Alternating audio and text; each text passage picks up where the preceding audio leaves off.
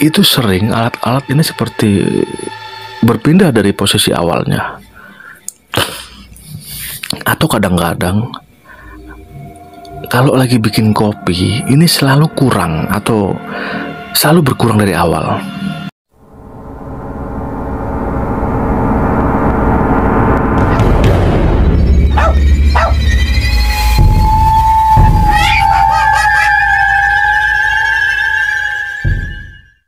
Assalamualaikum warahmatullahi wabarakatuh. Ini adalah sepenggal kisah yang saya alami dan sebuah kisah nyata yang saya alami juga dengan istri saya. Tepatnya tahun 1994 kami melaksanakan pernikahan. Dan pada saat itu setelah menikah, kami ini tinggal di rumah orang tua saya. Dan itu berlangsung hampir 1 tahun. Ya karena memang saya ini adalah pada saat itu memang bekerja pun masih serabutan.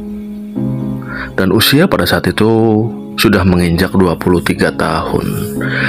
Sebetulnya saya sendiri belum siap. Karena ya secara materi saya ini belum bekerja pada pekerjaan yang kalau boleh dibilang mapan.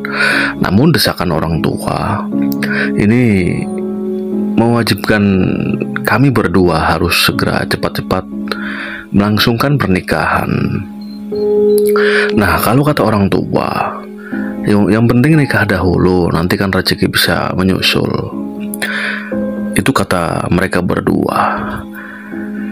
Ya itu tadi, singkatnya kami pun akhirnya melaksanakan pernikahan. Dan selama setahun saya ini bekerja serabutan, masih belum mempunyai pekerjaan yang tepat. Dan menginjak 1 tahun lebih, satu malam saya ini dipanggil oleh ayah saya dan ibu saya. Saya ini adalah 2 orang bersaudara. Saya anak pertama dan adik saya ini hanya 1 orang yang pada saat itu masih sekolah SMP. Ya, untuk ukuran jarak memang saya jauh dengan adik saya. Nah, kembali lagi pada saat itu saya dipanggil oleh orang tua. Kedua orang tua saya ini bilang kepada saya, ya sebut saja nama saya ini Johnny. Nah, saya dipanggil, saya dikasih tahu, John, begini, ayah bukannya mengusir, namun ayah pengen kamu belajar hidup mandiri.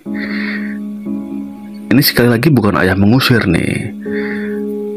Bagaimana kalau kamu ayah belikan 1 rumah? Ya walaupun ukurannya tidak begitu besar, namun cukup nyaman lah untuk kamu berdua.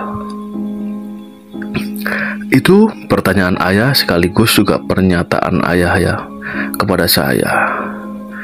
Ya saya di sini hanya menjawab, iya pak, kalau memang begitu jalannya nggak apa-apa.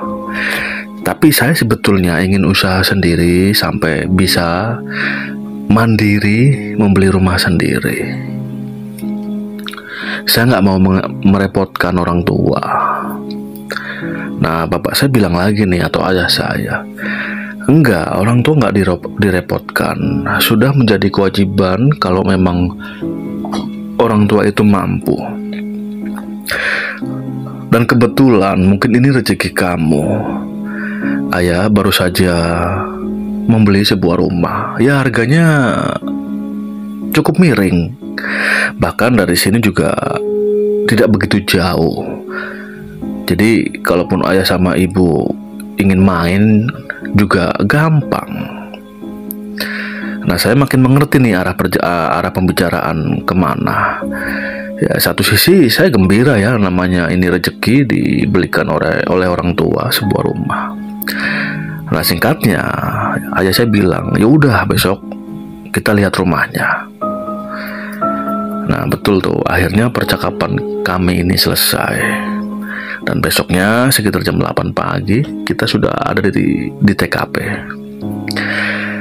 Rumah ini kalau saya lihat, rumahnya ini berdempetan dengan satu rumah lagi. Lebar rumah ini 5 meter lebih. Itu yang dibayari atau dibeli oleh ayah saya. Nah sedangkan yang rumah sebelahnya ini juga menempel ya, itu ukurannya hampir sama, dengan lebar 5 lebih lah ya, hitunglah kita anggap 6. Itu lebar, dan ke belakang itu ada sekitar 10 meter. Jadi kalau di total sekitar 60 meter persegi. Dan bentuk rumah ini, kedua rumah ini memang identik ya, hampir sama. Nah ternyata usut punya usut, itu memang sebuah kontrakan yang dibuat sedemikian rupa sehingga bentuknya hampir sama. Tapi bagi saya itu tidak masalah, karena ini sudah menjadi rezeki saya. Tentunya saya sangat senang sekali. Nah memang pada saat itu kondisinya juga untuk kedua rumah ini kosong. Nah yang dibayari oleh ayah saya ini yang sebelah kanan. Nah sebelah kiri kalau menurut yang punya ini untuk jatah anak ya. Namun saya juga tidak begitu paham. Nah kemudian singkat cerita lah, beberapa waktu itu langsung kita pun pindahan. Ya namanya pengantin baru ya, walaupun tidak baru sekali, namanya perabotan ini kita masih sangat terbatas. Sofa belum ada, tempat tidur juga masih biasa lah. Paling hanya peralatan-peralatan dapur, yang itu pun kita masih nyicil.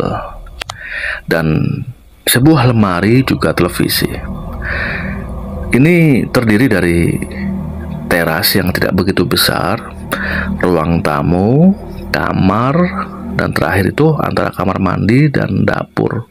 Ya kalau kalian tahu tipe kontrakan ya seperti itulah modelnya.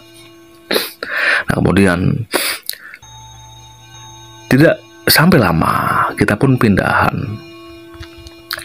Ya namanya rumah baru, walaupun memang itu bangunan lama, tentu kami ini sangat gembira sekali.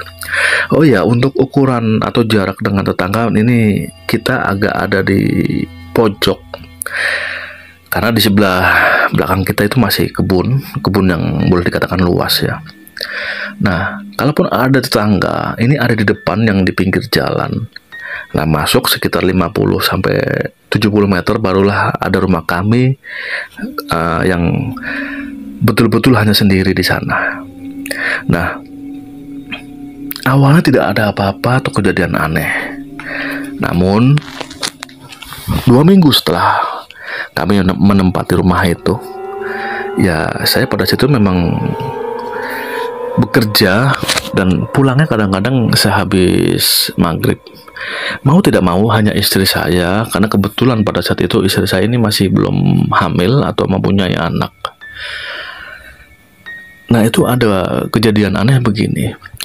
Kadang kalau istri ini sedang membuat makanan ya, itu sering alat-alat ini seperti berpindah dari posisi awalnya. Atau kadang-kadang kalau lagi bikin kopi ini selalu kurang atau selalu berkurang dari awal.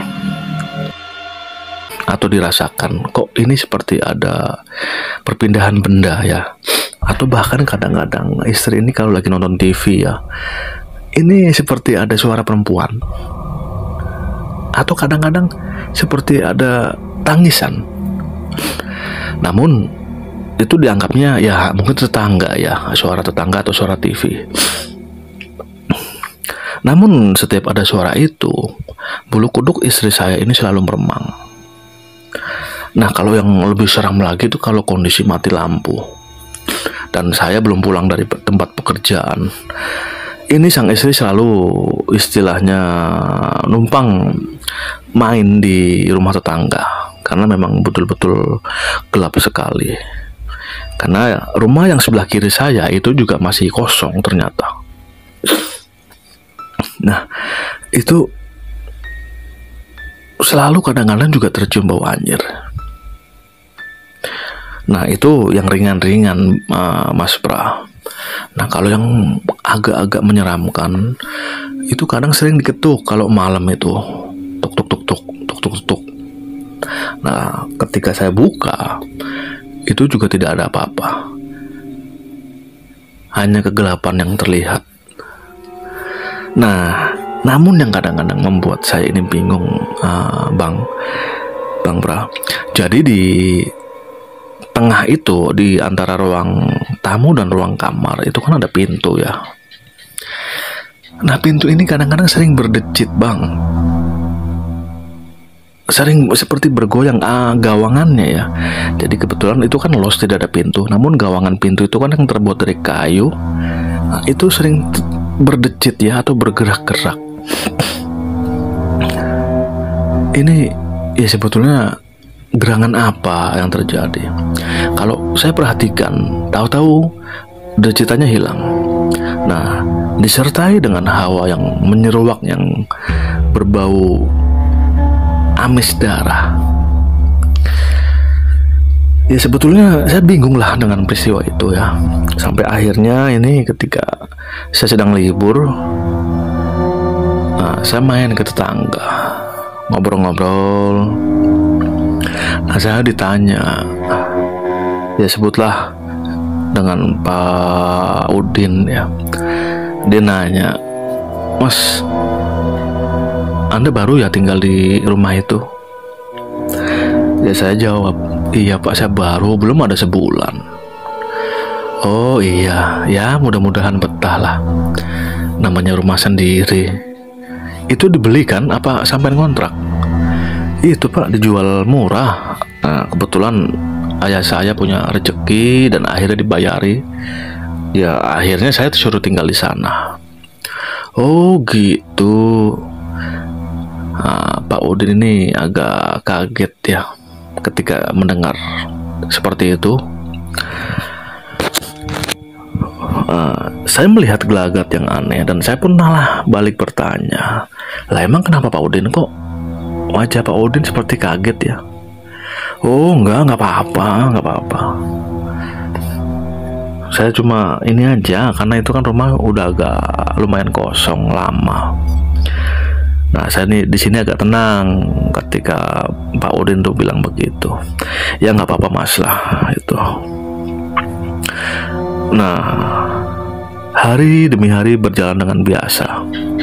Menjelang bulan ketiga, nah ini gangguan sudah mulai sering. Bahkan kadang-kadang betul-betul sosoknya ini sering muncul. Kadangkala kalau saya pribadi pernah melihat itu ya, kondisinya saya mau tidur. Nah, istri saya juga sudah tidur di samping saya. Nah, saya tidur ini kan menghadap ke arah pintu atau gawangan pintu itu. Nah, saya seperti melihat siluet seorang perempuan yang itu berdiri, namun dengan kondisi kaki agak sedikit menekuk dan kepala seperti agak menunduk. Nah, disitulah ketika saya melihat itu, gawangan ini seperti bergoyang, gawangan rumah, gawangan pintu ya. Nah, saya terperanjat, saya kaget. Saya bangun, saya nyalakan lampu. Ya, tidak ada apa-apa. Nah, di situ saya pun mulai berpikir, itu mungkin halusinasi saya. Itu yang pertama. Nah, yang kedua, ketika istri saya ini sedang menginap di rumah orang tuanya, ini tiba-tiba di kaki saya ini seperti ada yang mengelus-elus. Nah, saya pikir istri saya sudah pulang. Namun ketika saya berpikir, nggak mungkin, karena kunci itu menggantung di depan, di dalam. Nah, buru-buru saya membuka mata. Nah, ketika saya buka, bukan main, saya melihat itu seperti perempuan, namun sambil menunduk ya. Wajahnya saya tidak melihat, sambil membelakangi saya. Nah, ketika saya mau mencoba duduk, tiba-tiba raib entah kemana. Ini saya makin bingung, hingga akhirnya saya penasaran. Saya temuilah Pak Udin itu, tetangga saya. Saya korek-korek ini ke beliau. Nah, Pak Udin ini awalnya tidak mau bercerita. Pak Udin ini hanya bilang, ya namanya di setiap rumah pasti ada mas. Ya jadi kita nggak aneh lah gitu. Nah saya jelaskan, tapi ini lain Pak. Ini kalau saya alami ini agak lain. Tolonglah Pak jujur, sebetulnya ada apa di rumah saya ini? Saya tidak akan marah. Nah di sini setelah lama saya desak, nah Pak Udin pun bilang, tapi gini mas, sampean ini jangan marah ya, ataupun seolah-olah sampean ini ditipu. Dan saya juga tidak mengada-ada. Jadi gini, ini 5 tahun yang lalu, ketika rumah sampean itu baru dibangun, memang dikhususkan untuk kontrakan. Nah, masuklah satu orang perempuan yang memang merantau. Dan di sebelahnya ini, rumah yang sebelah kiri, samping rumah sampean, itu masuklah satu orang keluarga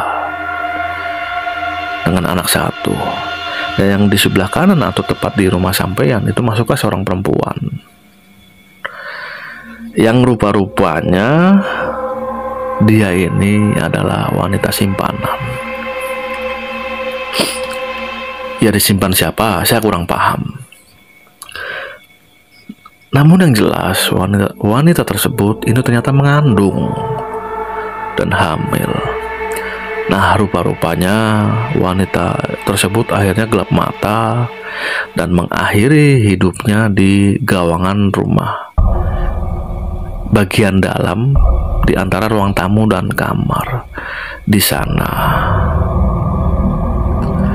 itu terjadi sudah lama mas.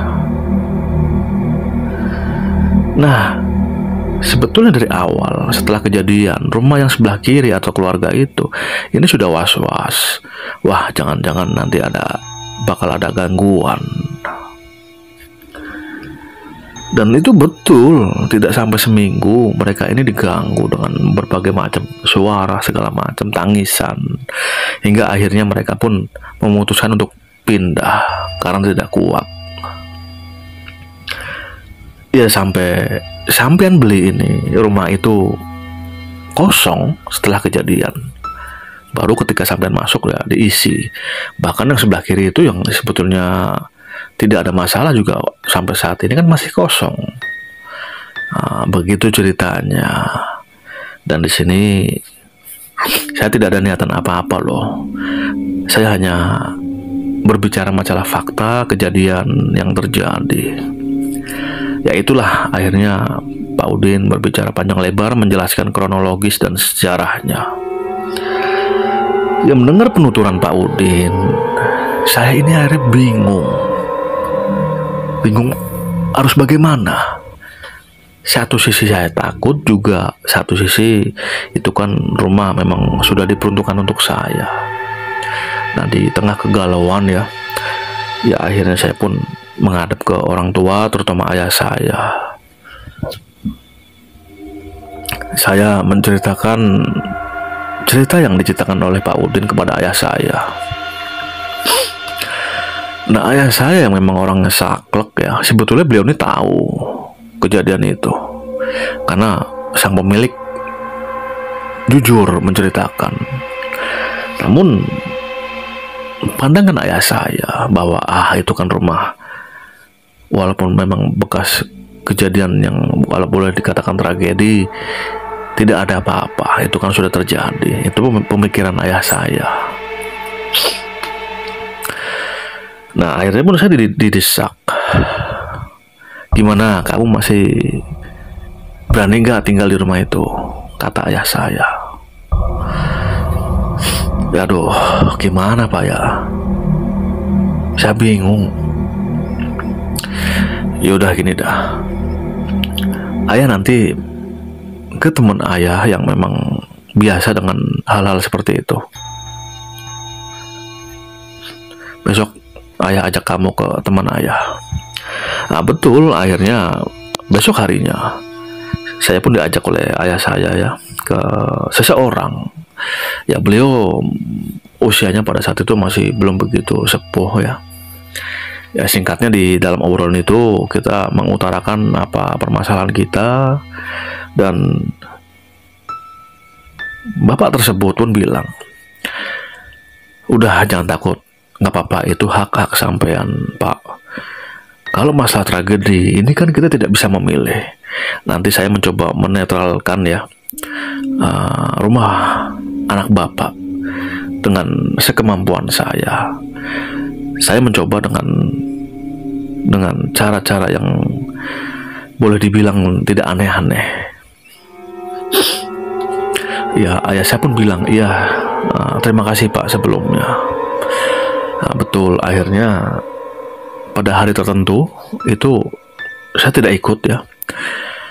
Yang ke rumah saya itu hanya orang tersebut ya, dan ayah saya. Ini menurut penuturan ayah saya. Jadi pada kondisi malam, ayah saya menunggu di luar. Nah, bapak tersebut masuk ke dalam sambil sholat dulu ya 2 rakaat, dan dia posisinya memang di tengah-tengah antara gawangan ruang tamu dan kamar. Harus sholat di sana sambil berzikir. Nah, tidak lama sosok itu pun muncul. Karena pintu depan tidak ditutup, otomatis ayah saya tahu yang memang memperhatikan dari ruang tamu. Dan jadi munculnya, kalau kata ayah saya, itu seperti asap ya. Munculnya itu seperti dari ke dalam gawangan atau dari kayu itu muncul. Nah akhirnya apa? Minta disempurnakan. Oke, saya sempurnakan, kata bapak tersebut. Jadi rupa-rupanya, singkatnya, perempuan ini meminta gawangan yang ada di dalam rumah saya itu harus dicopot dan dimusnahkan atau dibakar. Ya akhirnya pun diikuti tuh. Siang harinya dicopot, dibakar tentu dengan bacaan doa tertentu ya. Bakarnya juga agak jauh nih dari rumah saya. Nah, dibakar.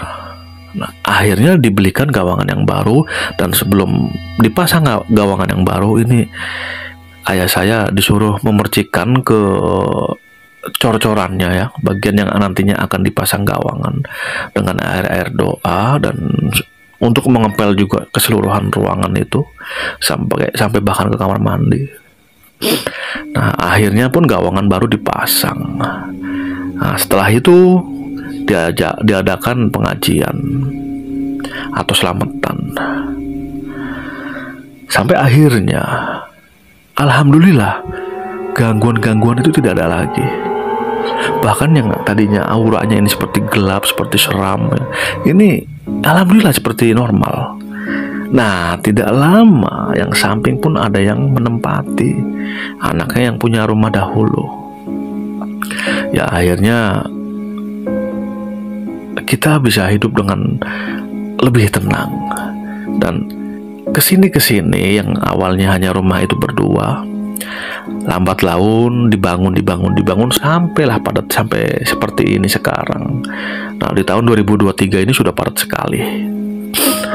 Nah, ini dulu dipesan, kata bapak yang tadi membersihkan, kepada ayah saya.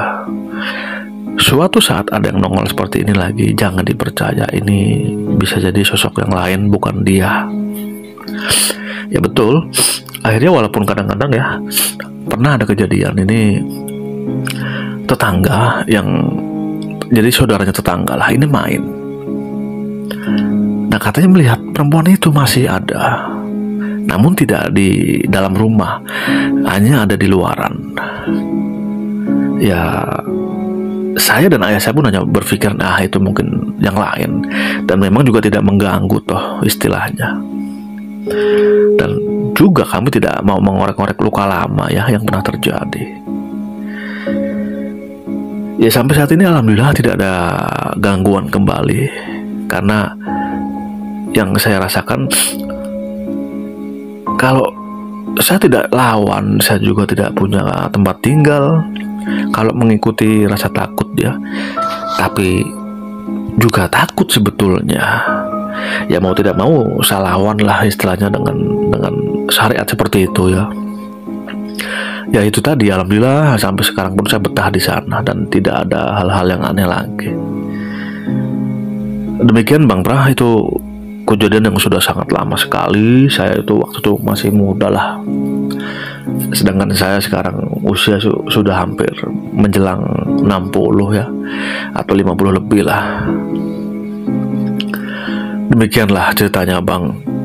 Dan di sini saya tidak berbicara atau menggeneralisir bahwa sebuah tempat yang pernah terjadi tragedi bunuh diri itu selalu angker. Memang angker, namun kalau kita ambil tindakan, ambil ikhtiar atau dengan doa, istilahnya nekat juga. Ya seperti itulah, mudah-mudahan kita kuat. Intinya seperti itu kalau menurut yang saya alami Bang Prah. Wassalamualaikum warahmatullahi wabarakatuh. Waalaikumsalam warahmatullahi wabarakatuh. Terima kasih atas ceritanya Pak. Ini tentunya akan menjadi perbendaharaan atau menambah koleksi cerita misteri saya.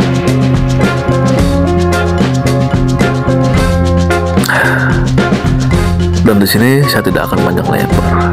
Saya tutup. Wassalamualaikum warahmatullahi wabarakatuh.